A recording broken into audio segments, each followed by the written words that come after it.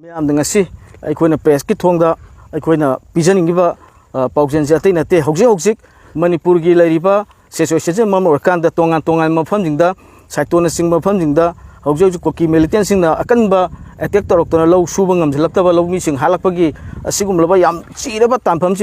अवांगलमसीद अखोई लौ उजरीब लौमी चाउन मी पाइब अदुबो असि इरांग थोए हारगजु अखोई लौदी पानदबे यादब चानबजे थमदबे यादबनिना कीजु कीना अखोई अकीब मरक्सिद ngasimak lamdamje lौ सूबदि लेमद्रे अदुबो अखोने हिजिक याम हेनि मी पाइरिसे अतै अमते नते अखोईगी पुखावगी नारोमदि तेरापुर गे अखोईगी चिंगथक हाइतारे कुकी की लेरिबसिंग ताइनन लेबे अखोईगी चिंगजी ममांगजे येंजी को चिंगजी ममांगजे सोनगी हेक ममाइसिना अखोईगिनी असोन कुकी सिंग लेबनी अदु चिंगी हेक मथकसिदा चिंगी मतोनसिदा कुकी सिंगी ओइबा मोइगी अखोईगी बंकर साजिलगा लेरबनिना चिंगोंग सिंगजिदा अखोई चंगबसि अकीबा फावरपा मरमदि सजे जिक्थुइबा ngасai hanjilakaन ngасai इरांगजिना मरमकान अदुना सिदा लेरिबा कुकी बंकर सिंगजि अथुबदा लौथोक पिगरकानदा अखोईजे शांति उने लौसुजगे मखोजु शांति उने अदुम लौसुजजनु याम तसेंग हायरकानदा अखोइना ngасai मोइगी नोंमै मतोनसिदा अखोईगी प्रजासिंगना हंजल चंगलगा लौ सुबजे अखोईगी प्रजागे थमुइदि मी पायरेबा सिमसी मरी लेनबा अखोईगी अथॉरिटी हाइतारे सिक्योरिटी फोर्स वगैरह गवर्नमेंट वगैरह अखोईगी मसिम लौथोपियो है अकनब अखोईगी अवांगलमगी प्रजासिंगी फिरेन है तारे मसीद कईगुंबा गवर्नमेंट करीगुंबा मरी लेनबा अथॉरिटीज मति मतम चा लौथोपीदना सिदा थोलकपा अफत दायित्व पुनमकी दायित्वदि मरी लेनबा अथॉरिटीजिंदा अथॉरिटीज ओइगदबनी मखा ताना अखोइदा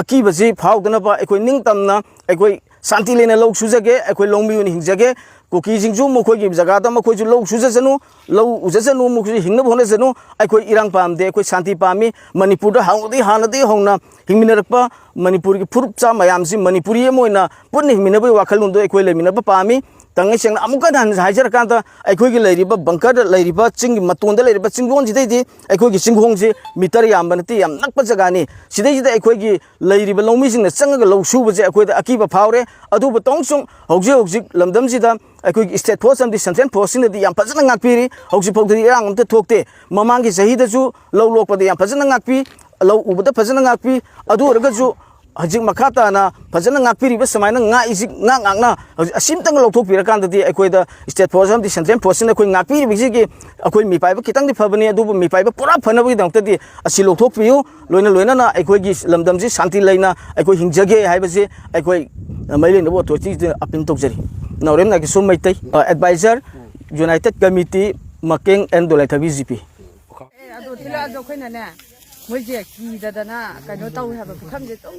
थिलकपजे अखैना मोइना जो हौरक्तबनिना हौरक तारगदि हौरा अदि अखैजु कीना हुजिसे अखै खावे हुजिसे लाने अखैना तौसलकपजे अखैजु पाखत हाबा पाखत कोइ करी बोय साजे पाखत लगा खावे बा लौ खावजे नुंगाइना खावदेबा गातम खावरा अखै बाबा चसे हाबे मौंगदा लैनै हाबा अदु यंगु वांगना सागले अखैजु कोइ बंकर क्या पे लेके जा बंकर अहुम मरी बंकर अमा अनि अहुम मरी मया लैयेबा मोइसे मते खरा अनि मुक्ति लै अहुम आइजि सोंगिजे अखै उदे मनुंगदा लैयना अखैजु खावरिनेबको अदु अखैदि लौदि मनुंग चंगलगा उरी हाबा अदु याम वाना अखैजे लौ खावदजु खंगे खुलंगजु फंगदे हाबा खुलंग फंगदे अखैना थिरकपा मतमदा अदु मेसिन बौदा खावि यादे हाबा अखै छिरजु थवाइ खुबाकता हापबनि खलगा छिरजु चंगजु चादबा यादबनिना इचाजिंगे थाकतबा यादे अदुगि खलगा अखैजु सुबनि मोइना कापागजु छिरजु इमा लेबाकिदमक्ता थवाइ खागेबा छिरजु हाके हाचरजनु इचादि योक्तबा यादे अदु हिजिक चफुददि चेंग थोनिङाइ लैते अदुगा मोइना सुमाइ सादला कापजनु अखै सिबा कीदा थोलाबनेबा सा बिरेनदा हाइरुरे हुजि करिमबौ सा बिरेनजु करिगुमा तौबिदे बिरे लोरजु मोइना सि ngaथोक फिंदोवे मोइना तौबिरदि कछु नते नत्रा अखै छिरजु इसागिदि पिजदबा यादे अदु अखोइ सिदा अखोइ मे डेट 3 दगी तौब इरांगे सी जगादि कसुदि थोकते अदु होजि लौ पंथा यौसलाबनिना होजि लौ लोक चंगदबजे मथक्ता लेरिबा कुकी बंगर से याम नकपनिना अखोइ लौ लोकपजि कीनरे अदु अथु मतमदा मथक्ता लेरिबा कुकी बंगर से लौथोपियो हाइजनि असि लेरिबा सिक्योरिटी जिंगिना मतिक चार फजन ngakpiradi अखोइ लौ लोकपजि याम नुङाइ लोकदबमा अदु सिदिदा होजि पुलिस खर लै अदु हानादगि असिदा लेबा बंकर जिंगि हाना थुगाइरो लौथोना अदुम हाय लै अदु दि लौथोपु ngamdi कनोगि ꯃꯣꯏꯒꯤ ꯃꯊꯛꯀꯤ ꯑꯌꯥꯎꯕ ꯌꯥꯎꯗꯗꯤ ꯀꯥꯏꯅ ꯍꯥꯏꯕꯒꯤ ꯃꯑꯣꯡ ꯑꯃ ꯂꯩꯕ ꯃꯥꯜꯂꯦ ꯑꯁꯤ ꯂꯣꯏ ꯂꯧꯊꯣꯛꯈ꯭ꯔꯗꯤ ꯑꯗꯨꯕꯨꯗꯤ ꯌꯥꯝ ꯊꯤ ꯅꯨꯡꯉꯥꯏꯅꯤ ꯑꯁꯣꯝ ꯑꯣꯟꯕ ꯃꯃꯥꯡꯉꯩꯁꯤꯗ ꯑꯩꯈꯣꯏꯅ ꯆꯥꯗꯕ ꯆꯤꯡ ꯉꯥꯛꯇꯅꯦꯕ ꯑꯣꯏꯔꯤꯁꯤꯁꯨ ꯑꯗꯣ ꯑꯁꯤꯗꯩꯗ ꯃꯣꯏꯅ ꯕꯪꯀꯔ ꯁꯥꯖꯤꯜꯂꯤꯁꯦ ꯑꯩꯈꯣꯏꯒꯤꯗꯤ ꯀꯅꯥꯃꯨꯛ ꯁꯥꯔꯨꯗꯦꯕ ꯁꯤꯗꯩꯗ ꯃꯣꯏꯅ ꯇꯧꯕ ꯉꯥꯛꯇꯅꯦꯕ ꯇꯧꯔꯤꯁꯦ ꯑꯁꯤꯗ ꯀꯣꯛꯏꯕ ꯍꯧꯖꯤꯛ ꯎꯏꯁꯦ ꯃꯐꯝ 2 ꯐꯥꯎꯗꯤ ꯎ ꯃꯥꯜꯂꯦ